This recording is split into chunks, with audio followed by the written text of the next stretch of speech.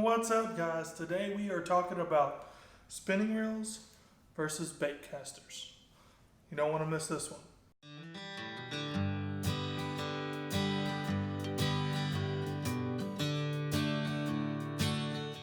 Hey, if you enjoy fishing and you want to learn about fishing, right now would be a great time to hit that subscribe button. So we're getting right into this, and we're going to be taking a beginner's perspective, spinning reels versus bait casters. So the first thing, I have both of these in my hand. The spinning reel weighs quite a bit more, even though they're pretty relative in size, about the same, you know. They're not that much difference. I mean, they have lots of different geometries and stuff. But this does weigh a lot more than this, so I imagine casting this, 40, 50 times in an hour, this is going to bear a lot more fatigue on your arm than this guy will. So spinning reels typically are the cheaper route to go if you're beginning. Bait casters cost more. They have more features. They're a little more complex to use. We'll get to that in a minute. But spinning reels are a lot more inexpensive and are much more budget friendly for you beginners. Bait casters have more drag than their spinning reel counterparts. And if you're a beginner, you may not know exactly what that means. So we're going to take a minute and we're going to explain that. So drag is the amount of force it takes to pull a line out when you're trying to reel a fish in or reel a lure in. I got the drag really low right now. So now it should take a lot more force to pull this. So bait casters can have a whole lot more force than their spinning reel counterparts. I have a spinning reel drag here. If you had both of these locked down, it would not take as much force to break away on the spinning reel as it does the bait caster. Actually, I better not try to break that because that is not very strong line. I think that's only a 6-pound test. Yeah, there we go. See, 6-pound test, and I'm still able to pull that out. Another advantage bait casters have over spinning reels is their distance control, which in turn is more accurate than the spinning reel. Now, how this works is that when you're casting a bait caster, your thumb is actually on the spool controlling the speed that it's coming out at.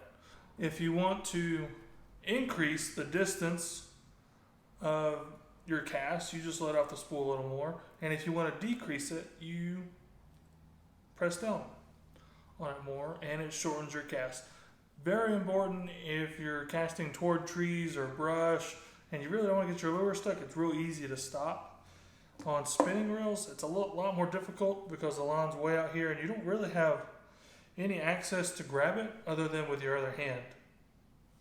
Now, if you're new to fishing, you may not have heard of this concept, or if you've been watching YouTube videos about bait casters and spinning reels, you may have heard about this already, but bait casters are known for backlash.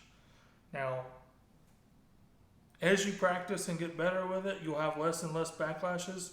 You'll work with your braking system, you'll work with your spool tensioner, and you'll get better and better, and eventually you'll almost need no braking system at all to cast a bait caster.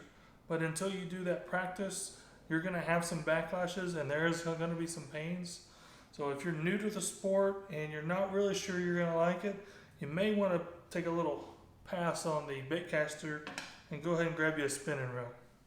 Now, bait casters, unlike their spinning reel counterparts, stepping on the line there, have a braking system. This braking system can be complex and or very simple at the same time. The reel I have here, the braking system depends on how fast the spool is spinning, and it releases the brakes out into like a drum brake system. If you're an auto mechanic, you kind of know what I'm talking about. If you're not, that's okay. All you need to know is you turn the dial higher to have more brakes and down to have less. There are more complex systems. They'll have the drum brake type system in here. or they'll also have the magnetic system on the outside that engages the distance between the spool and the magnets. Not really trying to dig into that too much, but there are many different types of braking systems, so don't get too overwhelmed. And if you're really looking into trying to get a bait caster, I do have a bait casting video. It teaches you on all the parts, how to cast it and that kind of thing. Be sure to check that out if you're really looking into getting one. So I do have both rods here without reels on them, so we can actually get into these and talk about them. This is a spinning rod.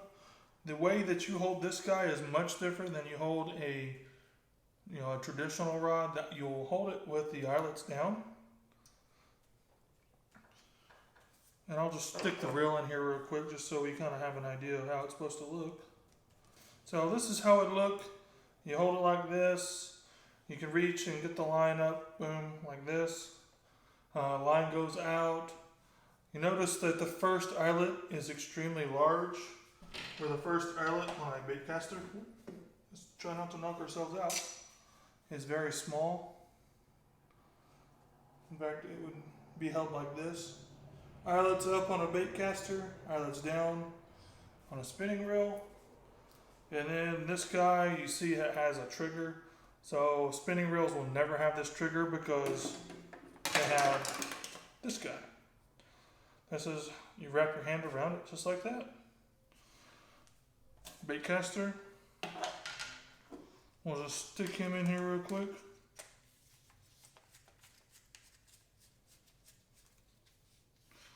And you'll typically be holding it with your left hand while you're reeling it in. And then when you cast, you'll be switching hands. I'm hitting everything in my garage trying to show you guys this. Alright, so we've talked pretty general about both. Let's talk about what each one of them's good at. I'm going to grab the spinning reel first because, I think that's what I'm going to recommend for most of you to use, especially if you're a beginner. So spinning reels are really good at making general casts. They're not really good for cast and retrieve type things. They're good for using a slip bobber. They're good for vertical jigging. And they're very simple to use. You're not going to have the backlash or any type problems like that with a spinning reel. Now, the baitcaster counterpart is going to have a lot more accurate cast. This is due to the fact that you control the spool speed with your thumb. You don't have that control with a spinning reel. It's much more in tune for cast and retrieve type lures. Mainly because it is low weight, so you're going to have less fatigue on your arm. You're going to be able to make a lot more casts, and these casts are going to be a lot more accurate, just like we talked about. Definitely ideal for spinner baits and crankbait type lures, maybe even Alabama rigs and all that kind of stuff. You get deep into moving baits when you start talking about a bait caster. And the downside to using a bait caster is they are a little more complex to use. You have the drag, you have a spool tensioner, you have braking systems, which can be multiple parts. And on a spinning reel, all you have is drag, and that's about it. You may have a anti-reverse. This one does have an anti-reverse, so you can let the line come out as you need while you're either reeling in, or if you have it in a rod holder, it'll unspool itself. It comes down to a recommendation. If you're a beginner and you're not really sure if you're really that into fishing, I suggest getting a spinning reel. They're simpler to use, they cost less, and you're not going to feel like you're overwhelmed with all the features on it when you're really getting started. A bait caster is good for those of you that are already into fishing. Maybe you already have a spinning reel, or maybe you have like a Zebco 33 like I have here, and you're just looking to step it up a little bit, and you really want to take the time to learn it, and you want to practice in your backyard and get better at it, definitely get the bait caster.